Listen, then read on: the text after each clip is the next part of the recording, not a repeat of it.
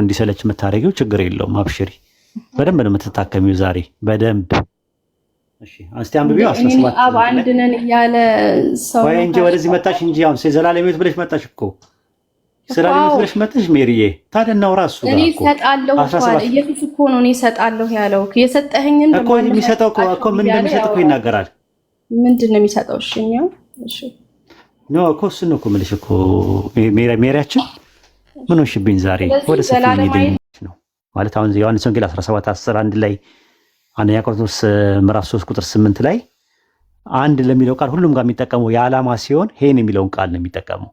አንቺ ኤሰንስ ነው ስትይ ለኤሰንስ ምንድን ነው የሚጠቀመው? ባይብል አንድ ለሚለው ቃል ምንድን ነው የሚጠቀመው?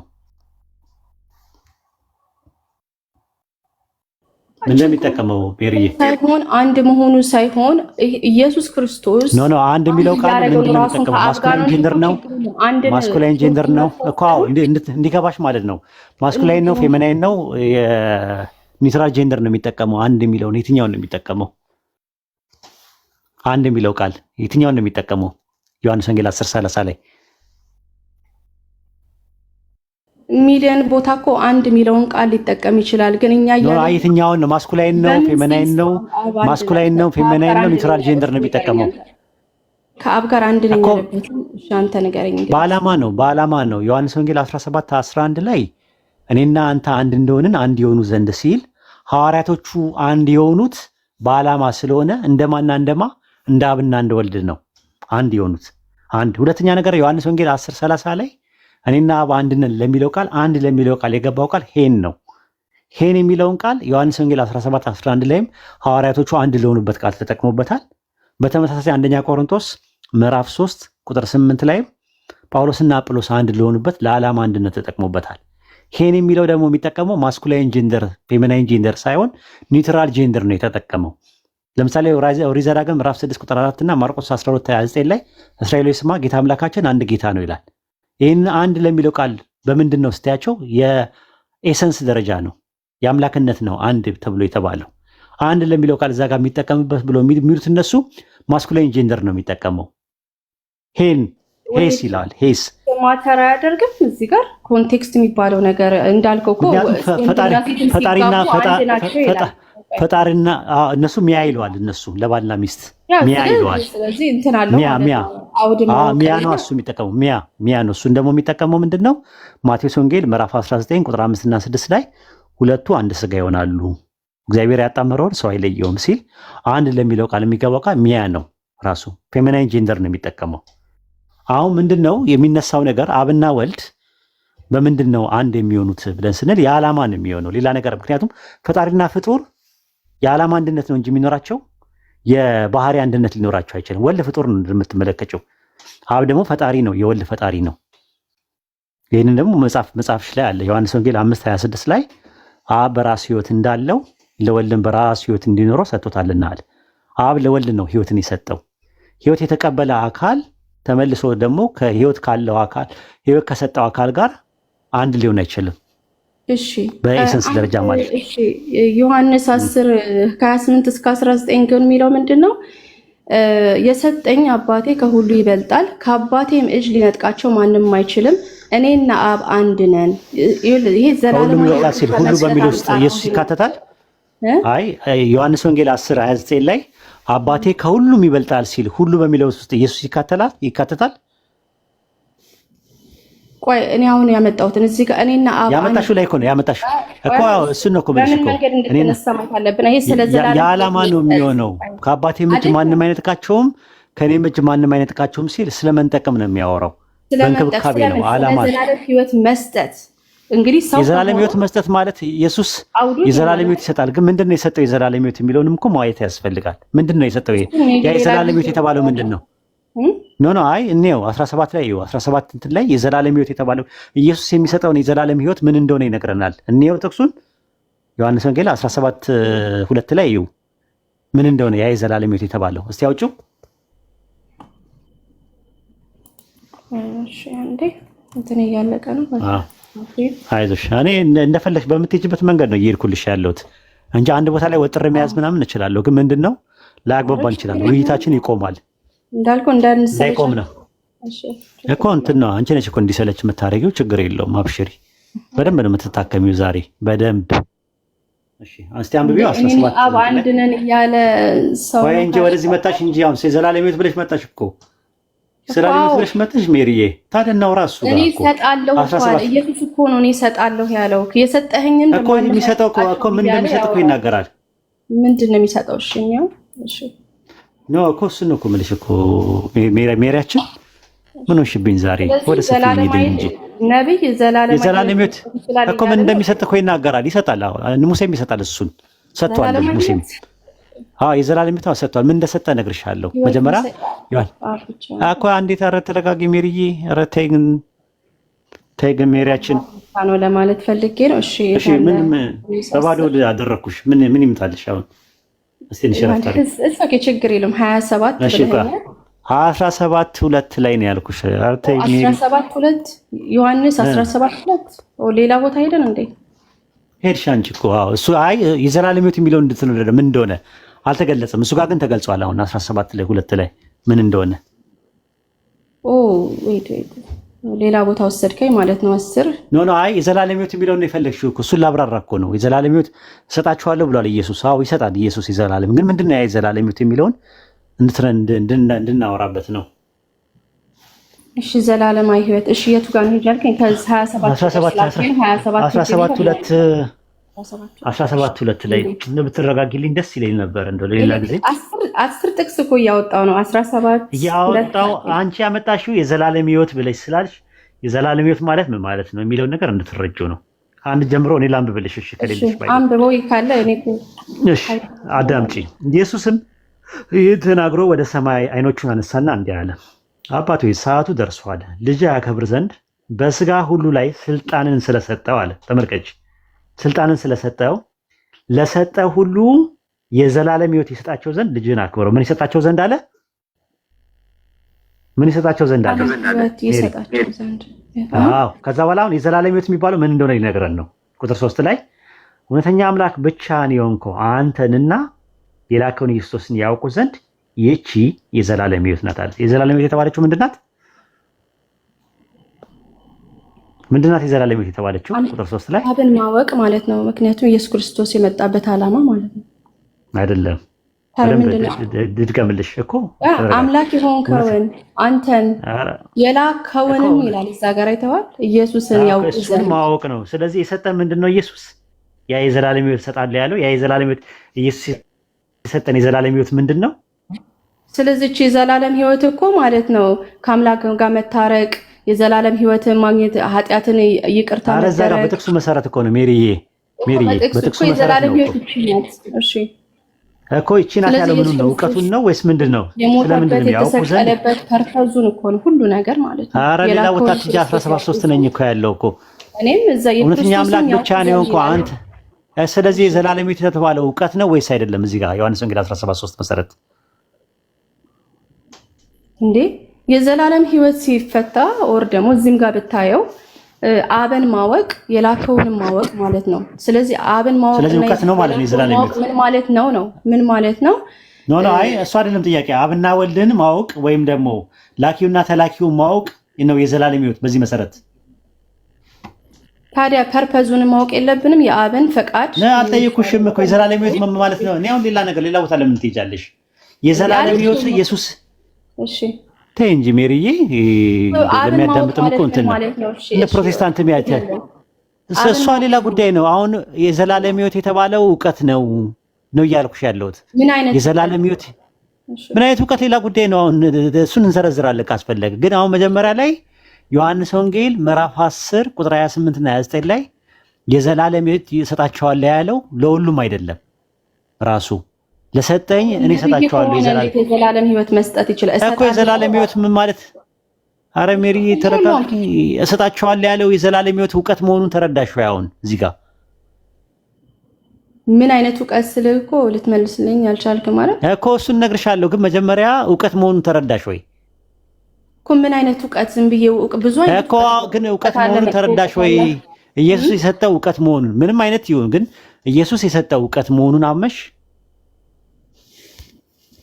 ያውቁ እኮ ነው እንጂ የሚለው እውቀት ይላል እዚህ ጋር ወይስ ተሳስቼ ነው? እሺ አይ እንደዛ ነው። እውቀት ይህቺ የዘላለም ሕይወት ናት የተባለችው ምንድን ናት? ማወቁን አይደለ? እውቀት አይደለ እኮ።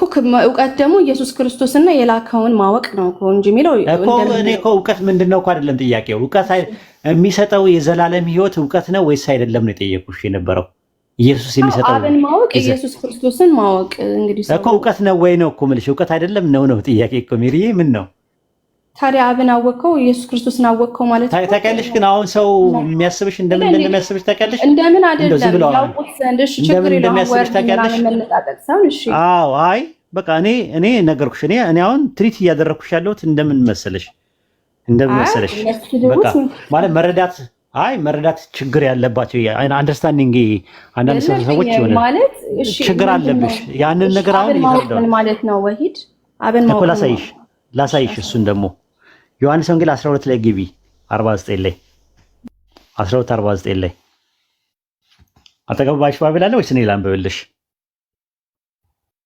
ያው ከአንዱ ወደ አንዱ እየዘለልኩኝ ነው ግን አልዘለልኩም። የዘላለም ሕይወት ላይ ነው አሁንም ያለሁት። የዘላለም ሕይወት ላይ ነኝ ያለሁት። የዘላለም ሕይወት የሚባለው ነገር ላይ እኔ ከራሴ አልተናገርኩምና አለ። እኔ ከራሴ አልተናገርኩምና ነገር ግን የላከኝ አብ እርሱ የምለውና የምናገረውን ትእዛዝ ሰጠኛል።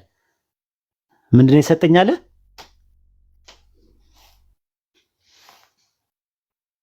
ምን ሰጠኛል? ሜሪ ትንሽ ድገምልኝ፣ መጨረሻውን አልሰማሁትም። እኔ ከራሴ አልተናገርኩምና ነገር ግን የላከኝ አብ እርሱ የምለውንና የምናገረውን ትእዛዝ ሰጠኛል። ምን ሰጠኛል? ትእዛዝ ሰጠኛል። አዎ ትእዛዚቱም የዘላለም ሕይወት እንደሆነች አውቃለሁ አለ። ትእዛዚቱ ምንድን ናት አለ?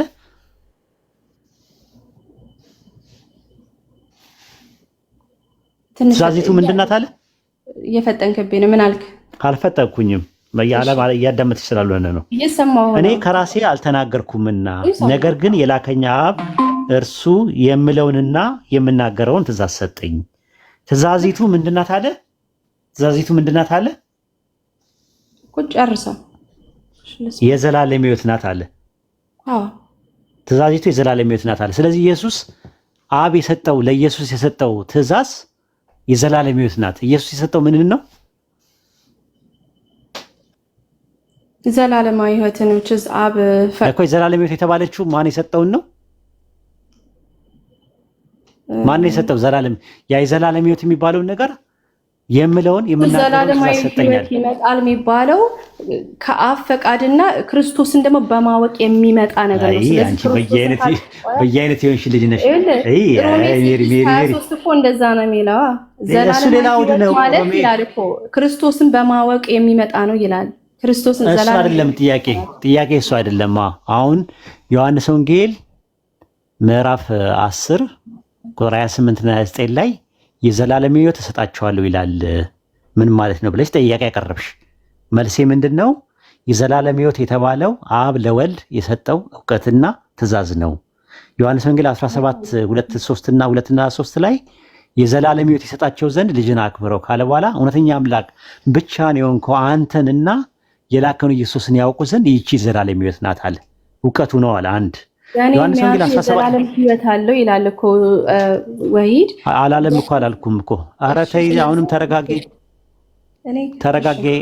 ኧረ ተረጋጊ። ዮሐንስ ወንጌል ምዕራፍ 12 ቁጥር 49 ላይ የምለውንና የምናገረውን ትእዛዝ ሰጠኝ፣ ትእዛዚቱ ደግሞ የዘላለም ሕይወት ናት አለ። ዮሐንስ ወንጌል 17 ደግሞ 8 ላይ ደግሞ የሰጠኝን ቃል ሰጥቻቸዋለሁና አለ። ዮሐንስ ወንጌል 6:63 ላይ ደግሞ እኔ የምናገረው ቃል አለ ሕይወትም መንፈስም ነው አለ። ስለዚህ ኢየሱስ ክርስቶስ የተሰጠውን የሰጠው እንጂ ከራሱ መስጠት የሚችል አይደለም። ስልጣን ተሰጥቶት ነው የሰጠው። በስጋ ሁሉ ላይ ስልጣንን ስለሰጠው ነው የሚለው። አንደኛ ስልጣን ተሰጥቶት ነው። ሁለተኛ ነገር ደግሞ ስልጣን ብቻ አይደለም የተሰጠው፣ እንዲሰጥ ተሰጥቶት ነው። የዘላለም ሕይወት እንዲሰጥ ተሰጥቶት ነው። የዘላለም ሕይወት ከራሱ ችግር የለውም ባልከው እንኳን ከራሱ ያገኘው አይደለም። እንዴት ለነብይ የዘላለም ሕይወት እንዲሰጥ ለዓለም ሁሉ ይፈቀዳል? እንዴት በእኔ በኩል ነው የዘላለም ሰጠው ይላል። ከራሱ ያገኘው ነገር አይደለም። ከሰጠው ተቀባይ አለ ማለት ነው። አይሽ ስለዚህ ኢየሱስን የተቀበለ የዘላለም ሕይወት አለው። ሰጠውም ሆነ ባይሆን ባንተ ኦፍ ኮርስ በሚያምናው እንደዛ ይናገራል። አዎ ራሱ የዘላለም ሕይወት ነው አለ። ደግሞ ዛሬ ደግሞ ምንን ሰጠ ነው የሚለው? ትእዛዝን ሰጠኝ አይደለም የሚለው? ያቺ ትእዛዚቱ ምንድናት አለ? ትእዛዚቱ ምንድናት አለ? ምንድናት አለ? እዛ ላይ ቁጥር 50 ላይ የዘላለም ሕይወት ናት አለ። ከዛ ታላቁና ፊተኛው ትእዛዝ ምንድነው ተብሎ ኢየሱስ ሲጠየቅ ምንድነው ብሎ ያዘው? ታላቁና ፊተኛው ትእዛዝ ሲባል ምንድነው አለ ሲናገር ኢየሱስ ምን አለ? ታላቁና ፊተኛው ትእዛዝ ምንድነው ሲባል ዮሐንስ ወንጌል ማርቆስ ወንጌል 12:29 ላይ እስራኤል ስማ ጌታ አምላካችን አንድ ጌታ ነውና አለ። ያንን ከኢየሱስ በፊት ማን ነው ያንን ትእዛዝ የሰጠው? የዘላለም ሕይወት የሆነችውን ትእዛዝ ማን የሰጠን? መጀመሪያ ማን የሰጠን? ከኢየሱስ በፊት ቀደም ብሎ የሰጠን ማን ማለት ነው ወይስ የራሱ ማን የሰጠን? ነው ችግር የለም። አይ የዘላለም ሕይወት ይኸውልሽ፣ ይኸውልሽ ትእዛዙ የዘላለም ሕይወት ናት አለ። ታላቅና ፊተኛው ትእዛዝ ጌታ አምላክህን አንድ ጌታ ነው ማለት ነው አለ። ጌታ አምላክ አንድ ጌታ ነው የሚለውን ከኢየሱስ በፊት ቀደም ብሎ ማን የሰጠን? እንደሱ አላምንማ። እንደዛ አይደለም። በአንተ ባልከው መንገድ ማን የሰጠን? ዮሐንስ ወንጌል 1:15 ላይ ሕግ በሙሴ በኩል ተሰጥቷል አለ። ዘዳግም 6:4 ላይ እስራኤል ስማ ጌታ አምላካችን አንድ ጌታ ነው ብሎ ታላቁና ፊተኛውን ትእዛዝ የሰጠን ማን ነው? ሙሴ ነው። ሮሜ 3:1 ላይም እንደዛ ነው የሚለው። ሕይወት ያላቸውን ቃላት ተቀበለ ነው የሚለው። ተቀበሉ ነው የሚለው። የሰጠው ሰጪው ማን ነው? ሙሴ ነው። ሙሴ ከራሱ አይደለም የሰጠው። ስለዚህ ሙሴ ዘላለም ሕይወት ሰጥቷል። በምን መልኩ ነው ዘላለማዊ ሕይወት? በምድር ላይ ነው ወይስ የዘላለም ሕይወት? የቱ ጋር የዘላለም ሕይወት? የዘላለም ሕይወት ሰጥቷል። እኔ የምናገረው ቃል እኮ ሰጠኛል አይደል? ኢየሱስ ሰጠኛል አይደል? ትእዛዝ ሰጠኛል እምለውንና የምናገረውን ትእዛዝ ሰጠኝ። ትእዛዚቱ ምንድናት አለ? የዘላለም ሕይወት ናት አለ። ትእዛዚቱ ደግሞ ማናት? ታላቁና ፊተኛው ማን ነው አለ? እስራኤል ሆይ ስማ ጌታ አምላካችንን አንድ ጌታ ነውና የሚለው አለ። ይሄ የዘላለም ሕይወት ከሆነ ከኢየሱስ በፊት ቀደም ብሎ ይሄንን የዘላለም ሕይወት ጌታ አምላካችን አንድ ጌታ ነው የሚለው ታላቅና ፊተኛውን ትእዛዝ የነገረን አካል አለ። ማን ይባላል? ሙሴ ይባላል። ዘዳግም 6:4 ላይ እሺ። ዮሐንስ ወንጌል 1:15 ላይ እንደዛ አለ። ስለዚህ የዘላለም ሕይወት ሙሴ ሰጥቷል። ይሄው አልገባን መሰለኝ። ግን እሺ ሮሜ 6:23 ላይ ግን የዘላለም ሕይወት የተባለችው የኃጢአት ደሞዝ ሞት ነውና የእግዚአብሔር የጸጋ ስጦታ ግን ኢየሱስ እሱ በሚቀጥለው ዓለም ነው። ኢየሱስ ምን በእሱ የዘላለም ሕይወት የሚለው ኮንቴክስት ያያል። የዘላለም ሕይወት ነው ይላል። እሱ በክርስቶስ ኢየሱስ በማመን የሚገኝ የዘላለም ሕይወት ነው። እሱ የሚቀጥለው ዓለም ላይ የምናገኘው ነገር ነው። ለምሳሌ ኢየሱስ ምን አለ? የሚቀጥለው የዘላለም ሕይወት እንዳለ በከሞቱ በኋላ ታውቃለህ። ኦፍ ኮርስ ቁርአን ላይም አለልሽ እኮ ራሱ ቁርአን ላይም ሀገር አለው ይላል። ቁርአን ላይም የዘላለም ሕይወት ሀገር አለ። የዘላለም ሕይወት እኮ ማለት እኮ ምንድን ነው? የዘላለም ሞት ተቃራኒ አይደል? የዘላለም ሕይወት ማለት የዘላለም ፍስሐና ደስታ ነው፣ ጀነት ነው፣ ሌላ ነገር አይደለም እኮ። ሮሜ በመሐመድ የዘላለም ሕይወት አለ ብለህ ታምናለህ? አዎ እንደዛ ነው። እመኑ ይላል እኮ የዘላለም ሕይወት እንድታገኙ እመኑ ይላል ቁርአን ላይ። ጀነት ደግሞ የዘላለም ሕይወት ሀገር አላቸው ነው የሚለው ለሙሚን። የዘላለም ሕይወት ማለት ምን ማለት ነው ትርጉሙ? የዘላለም ሞት ተቃራኒ አይደለም። ማወቅ አለብን ያልኩት ቅድም ጀምሮ ለዛ ነው። ምን እንደሆነች ማወቅ አለብን። አንደኛ አብን ማወቅ ነው፣ የላከውን ማወቅ ኢየሱስን ነው። አንድ ሰው ግን እንደዛ ነው። ልክ ነሽ እኮ አብን ፈጣሪው የኢየሱስ ፈጣሪ እንደሆነ ማወቅ፣ ወልድ ደግሞ የተፈጠረ መሆን ማወቅ ነው። ዮሐንስ ወንጌል 5:26 ላይ አብ በራሱ ሕይወት እንዳለው ለወልድም በራሱ ሕይወት እንዲኖረው ሰጥቶታልና አለ። ኢየሱስ ከራሱ ምንም ያገኘው ነገር የለም። ሕይወት የተቀበለ አካል ነው። በባዶነት የተቀደመ ነው። መነሻና ጅማሮ አለው። መነሻና ጅማሮ ደግሞ ያለው አካል ሌላ ቦታ ላይ በኢየሱስ ውስጥ ሕይወት አለ ይላል። ሕይወት ነው። ምን ላይ ነው እንደዛ የሚለው? ማምጣት እችላለሁ። እሱንም ግን ያው ቃል ከቃል እንዳልመሯራት።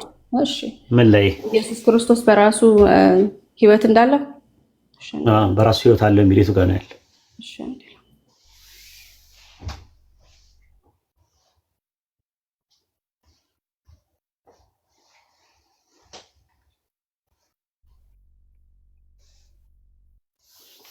ኡስታዝ አንድ ጊዜ ማስታወቂያ ለስራ ኡስታዝ ዛሬ ሜሮን አንድ ጊዜ እሺ፣ ይቅርታ ትላለህ። በደንብ ነው ሳይኮሎጂካሊ ማቃቸው። ወጣች ሃይፐር ሲንድረም ይባላል። ካለሽ ግቢ ኔትወርክ ከሆነ አብሽሩ። አንዳንድ ጊዜ ተረዷት እንደዛ። አሁን ሌላ ቦታ ላይ ማንም አያስተናግዳትም እንደዚህ። እኛ ካላስተናገድናት፣ እኛ ካልታገስናት ማን ሊታገዛት ይችላል ማለት ነው። ሜሮን ወጥተሻል።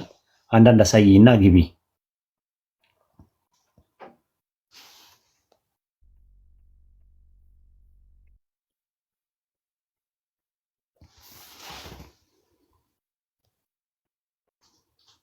ፍሪጅ አለ ማቀዝቀዣ ነው አለ ፍሪጅ አጠገብህ አለ። አንተ ተቀዘቀዛለህ፣ እኔ እዚህ እቃጠላለሁ። አቃጠለችኝ እኮ ደበለበችኝ። አዎ ለምን ቶሎ እንደመጣች እዚህ ጋር አላውቅም። እኛ ገዳም ውስጥ እኮ ትንሽ መቆየት ነበረባት እኮ። ያው እኛ አባል ነች። አይ ምስኪን ናት። ታውቃለህ እንትን ነው ግን ታውቃለህ አይደል? መሰረታዊ እንትኖች ችግሮች ናቸው የሚታዩት ማለት ነውና የምር ታሳዝናለች። አይ ቲንክ አንደርስታንድ እናርጋት ብዬ ነው እንጂ እኔ የምር ተመችቶኝ አይደለም ራሱ ማለት ነውና ታሳዝናለች። ይገባኛል። አዲስም ስለሆነች ትንሽ እገዛ ያስፈልጋታል። ብዙም አታውቀውም የቲክታክን ጸባይና ትንሽ በፍቅር ያዟት። አዎ ፋናት እንትነች ያው ሰው ተታች ያለውም ሰው ትምህርት እንዲያገኝበት ከሚለው አንፃር እንጂ እንደ አይነት ነገሮች ያው ጉልበትም ጊዜም ያባክናል። ግን እንደተባለው ጥንቃቄ የሚፈልግ ነገር ነው። ነግቢ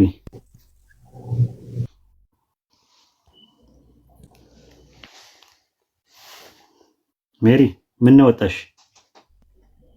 ዶኖ ድራፕት ተደረግኩኝ መሰለኝ። አዶኖ እንዴት እንደሆነ ግን አላውቅም። የቤት ገቢ ኔትወርክ ሊሆን ይችላል። ምክንያቱም ለእኔ ትታየኛለሽ ሰው ሲነካሽና እንትን ሲል ኦኬ ይታየኛል። አዎ ዮሐንስ ብዬ ብቻ ወጣለሁኝ። ያው አይ ሃቭ ቱ ስቴፕ አውት። ዮሐንስ 1:4 ላይ በእርሱ ሕይወት ነበረች፣ ሕይወትም የሰው ብርሃን ነበረች ይላል። ያው የኢየሱስ ክርስቶስን ፕሪኤግዚስተንስ ለመናገር ሲፈልግ ዮሐንስ 1:1 ላይ ከፍም ስትል ያን ይናገራል። ግን ሕይወት የምትባለው ነበረች ይላል እኮ። ማናት የሰው ብርሃን ነበረች የተባለችው? ማናት? በእርሱ የተባለው ማን ነው? ሕይወት ነበረች አይደለ? ሕይወት እኮ ማናት እኮ በእርሱ የተባለው ማን ነው? በእርሱ የተባለችው ማናት? እንግዲህ አምጪልኝ ተብያለሁ። ይሄንን እንግዲህ አንተ አይልም። ስለ ኢየሱስ አይደለም የሚያወራው፣ እያስረዳሁሽ እኮ ነው ያለሁት። በእርሱ የተባለው ለማን ነው? ስለ ሎጎስ ነው የሚያወራው። ሎጎስ ስለ ሎጎስ ይሰማሻል?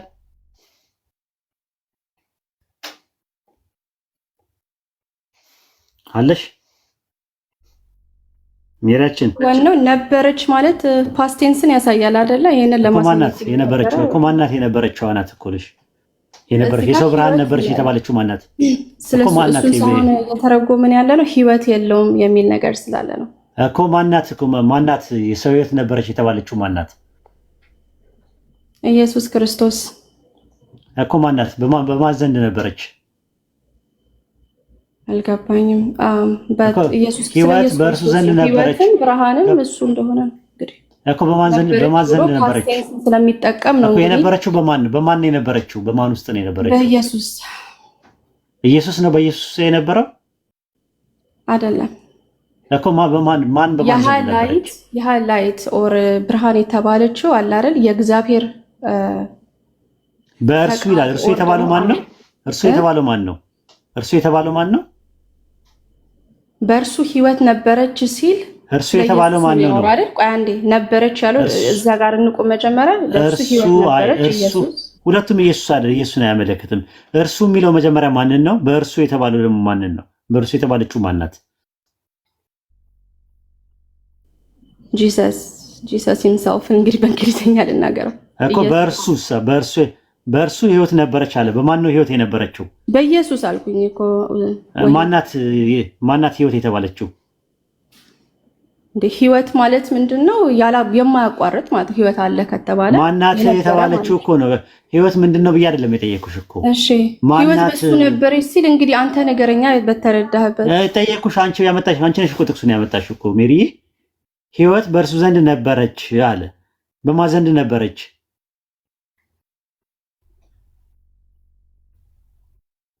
በኢየሱስ ዘንድ ነበረች ሕይወት አለ። ማናት እሷ የነበረችው? በኢየሱስ ዘንድ የነበረችው ሕይወት ማናት? ሕይወት ማለት ሕይወት ነው አይደለ እኮ። ማናት እኮ ነው ያልኩሽ። ማናት ነው ያልኩሽ። ሕይወት ሰጠው ብለህ ስትል ምን ለማለት ፈልገህ ነው? ማናት ብዬ የጠየኩሽ እኮ ሜሪዬ። እሺ አንተ ፍታው በቃ። ከዚህ በኋላ ነው አይጠየቅ። አንቺ ነሽ እኮ ያመጣሽው። እኔማ እኮ ነገር እቺ ሕይወት ኢየሱስ ነው። ስለ ኢየሱስ ነው። ስለ ኢየሱስ ሕይወት በሱ ዘንድ እንደነበረች እዚህ ጋር ተናገር አልኩ። አንተ የለም ስላልከኝ እርሱ የተባለው ማን ነው? እርሱ የተባለው ማን ነው ብዬ ስልሽ ኢየሱስ ስለመሆኑ ማስረጃ አልሰጠሽኝም። ዮሐንስ ወንጌል 1:4 ላይ ኢየሱስ የሚል በኃይለ ቃል አውጥተሽ ማሳየት አትችይም። አታሳይም ራሱ እንግዲህ በሱ ዘንድ ነበረች ሲል ምን ማለት ነው? እንግዲህ ያው እርሱ የሚለው ማንን ተክቶ ነው የመጣው? እርሱ የሚለው አውቶ የሚለው ማንን ተክቶ ነው የመጣው? ህይወት የማን ነው ልንል ነው ነው? እሺ እኔ እኮ ስላልገባኝ ነው እኮ አሁን እርሱ የተባለው እኮ ዮሐንስ ወንጌል 1:1 ላይ ኤና ሃርኬን ሆሎጎስ በመጀመሪያ ቃል ነበር አለ። ካይ ሆሎጎስ ኤን ፕሮስቶን ይሆናል ቃልም አምላክ ዘንድ ነበር ይላል። ካይ ቴዎስ ኤን ሆሎጎስ አምላክ ቃል ነበር አለ። ከዛ በኋላ ሁሉ በእርሱ ሆነ ከሆነው አንድ ስኳድ ያለው ነገር የለም ካለ በኋላ በእርሱ ህይወት ነበረች ሲል እርሱ የተባለው ማን ነው? ሎጎስ አይደለ? በሎጎስ ውስጥ ምን አለ? ህይወት አለ። ዮሐንስ ወንጌል 6:63 ላይ እኔ የምናገረው ቃል ህይወትም መንፈስም ነው አለ። ዮሐንስ ወንጌል 12:47 ላይ ምንድን ነው የሚለው? እኔ በመጨረሻ ቀን አልፈርድባችሁም አለ። የሚፈርድባችሁ እኔ የተናገርኩ ቃል እርሱ በመጨረሻው ቀን ይፈርድባችኋል። ቃል ለሚለው ቃል ምንድን ነው የገባው? ሜሪዬ አሁንም ራስሽ ነሽ የወጣሽው። ስትወጪ ይታየኛል። ተመለሺ።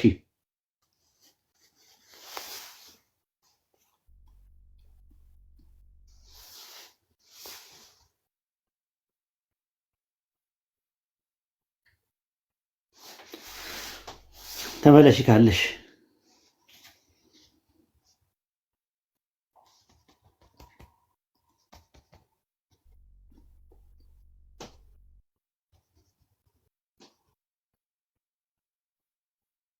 ኦኬ።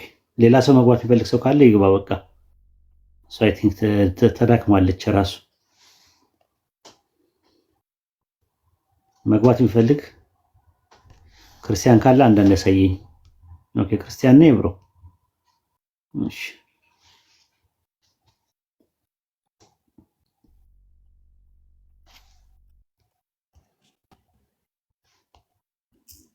አንዳንድ ያሳየኝ ልጅ ዩዘር የምትባለው አያስገባም። ራሱ ሪኩዌስት ላክ። አይ ዩዘር ሙስሊም ነው መሰለኝ። ኢብሮ ሙስሊም ይመስለኛል። ኡስታዝ ክርስቲያኖች ኢብሮ ሙስሊም ነበር። እኔ ሙስሊም ነኝ። አዎ ታዲያ ሙስሊም እያልኩኝ ማነው ክርስቲያን እያልኩኝ ትገባለህ?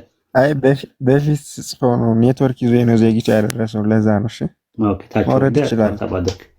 እሺ ታች ወርደ ታብታብ አድርግ። እሺ መርሃባሽ ክርስቲያኖች ካላችሁ ዩዘርም ኡስታዝ ሙስሊም ነው። እየዞረች ነው ታውቃለህ፣ እየተሽከረከረች ነው። ለኔ የምትታይ እየተሽከረከረች ነው። አልገባችም እስካሁን። አዎ ኢየሱስ የዘላለም ሕይወት ይሰጣል። እውነት ነው አይደለም? ዮሐንስ ወንጌል 5:26 ላይ ስናወራ ሕይወትን ሰጠው በሚለው አርዕስት ላይ ስናወራ ነው እሷ ወደዛ ሄደችው። እሷ ያው እንደፈለገች ነው ያው ታውቃለህ፣ ምክንያቱም እንግዳም ስለሆነች እንደፈለገች ስትሽከረከር ምንም ያልናት ነገር የለም። ዮሐንስ ወንጌል 5:26 ላይ አብ በራሱ ሕይወት እንዳለው እንዲሁ ደግሞ ለወልድ በራሱ እንዲኖረው ሕይወትን ሰጥቶታልና አለ። በራሱ እንዲኖረው ሕይወትን ሰጥቶታልና አለ። ምንድነው የሰጠው ሕይወት? አብ ለወልድ የሰጠው ሕይወት ምን ይሄ ወልድም መለኮት መሆን የምናይበት ሕይወትን ሰጠው ይላል። ሕይወትን ሰጥቶታልና ይላል። ሰጥቶታል ኤዶኬን ዜኦይ እንዲኖረው ሰጥቶታል አይደለም? ሕይወትን ሰጥቶታል። ግሪከኛውን ተመልከተ። ሄዶኬን ዜኦን ምንድን ነው? ሄዶኬን ዜን ግሪኩ ጋር እኔ አሁን ወደ ግሪኩ ከምንሄድ ይህን ሀሳቡን በዚህ በመጽሐፍ ቅዱስ መፍታት ይችላል እኮ። አይ ሕይወትን ሰጥቶታልና ይላልና ሕይወትን ሰጥቶታል ሲል አንደኛ ከአባቶች ትምህርት እንመለከታለን። ግን ግሪኩ ምን ይላል የሚለው ምን ብዬ ልጥራው? እንደሚ ማህዲ ወይድ በለ ወይድ ወንድሜ ያው በጌታ ወንድም ባንሆንም ግን ያው ሀገር ሰው ነን እና ሌላ ወንድ ይኸውልህ ማነህ ደበላ ሌላ ቦታ አትሂድ። አይደለም ሐሳቡን ልናገር ብዬ ነው። ይቅርታ አድርግልኝ። ቀጥታ ሕይወትን ሰጥቶታል ማለት ነው ማለት የለም። ሕይወትን ሰጥቶታል የሚል እዚህ ላይ ግን መልሰና አንቦሽ አንዴ ላነበው አንዴ። እኔ ግሪከኛውን ነው እያነበብኩት ያለው። ኦኬ ግን አማርኛው ሁላችን የምንረዳው አማርኛ ስለሆነ ኦኬ አብ በራሱ ሕይወት እንዳለው ወልድን በራሱ ሕይወት እንዲኖረው ሰጥቶታልና ይላል። ምንድን ነው የሰጠው? እኔ ደግሞ ላነበው አንዴ ላነበው ነው። ይሄ አነበብኩልህ እኮ በአማርኛ። ኦኬ እኔ ራሴን አነብና ደግሞ ልናገር። አነበብኩልህ። አንተ ያነበብከው ኦኬ፣ አመሰግናለሁ። ይሄ ደግሞ አንዴ ላነበው ፈቃደኛ እኮ። ታዲያ መደጋገሙ ምንድን ነው? ችግር የለውም ሳነበው ለምን የሚያዝግ ሰው ለምን ትፈራ? ምን አይነት ነው? እያነበብኩለት እኔ ላንብቦ ይለኛል እንዴ? በዱቤ የሚኖር ሰው እንደዚህ አይነት ሰው አይመቸኝም። እኔ በዱቤ አትኖር። ዱቤ የለም፣ እኛ ጋር ዱቤ የለም እንዴ? እያነበብኩለት አማርኛ እያነበብኩለት እኔ ላነበው ይለኛል እንዴ? ሲያዝገኝ ስራ ፈቶ ቁጭ ያለ ሰው ያለ ይመስላል እንዴ?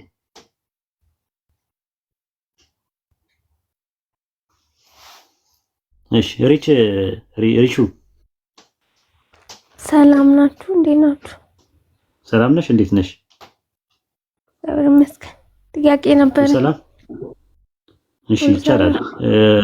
የምናወራው ላይ መቀጠላችን? አይ እኔ ልጠይቅ ነበር የገባሁት። እሺ ጠይቂ። አንቺ ትሻላለሽ ቢያንስ እንኳን ስለ ኢሳ ለማወቅ ነበረ። ኢሳ በስንት ዓመቱ ነው ነብይ የሆነው እንደ እናንተ አስተምሩ? አልተገለጸም። በጎልማሳነቱ ነው የሚለው። በጎልማሳነቱ እንደሆነ ነው እንጂ አልተገለጸም። ነብይ አድርጎኛል የሚለው ሙስተቅበል ነው፣ ራሱ ፊቸር ቴንስ ነው ይመጣል። ኦኬ። አይ ሰው ሲጠይቅ በልጅነቱ ምናምን ብለው ነበርና በልጅነቱ ነው የተናገረው። በልጅነቱ ነብይ አድርጎኛል መጽሐፍን ሰጥቶኛል ይላል። መጽሐፍ በልጅነቱ የተሰጠው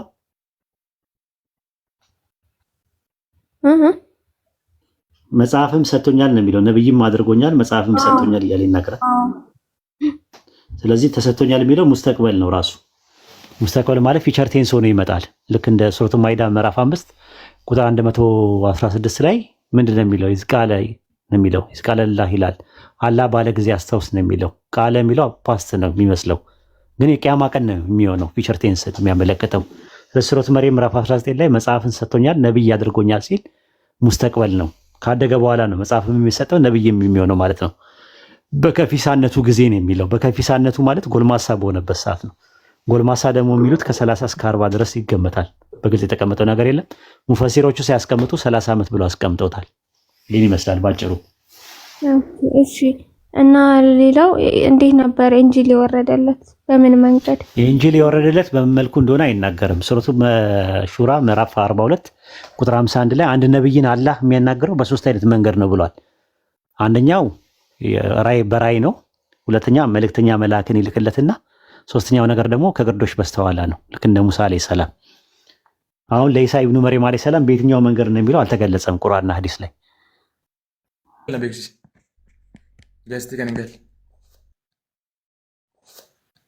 እሺ ወንድሜ፣ እንደዛ ካልሆነ ማንንም አልሰማም። አንቺን ፎሎ ሳያረጉ አንቺ ከ1 እስከ 30 ውስጥ ሆነሽ ሞዴሬተር ዛሬም በ37,000 ብር ሌላ ደፊ ገልገነ ዝርጋ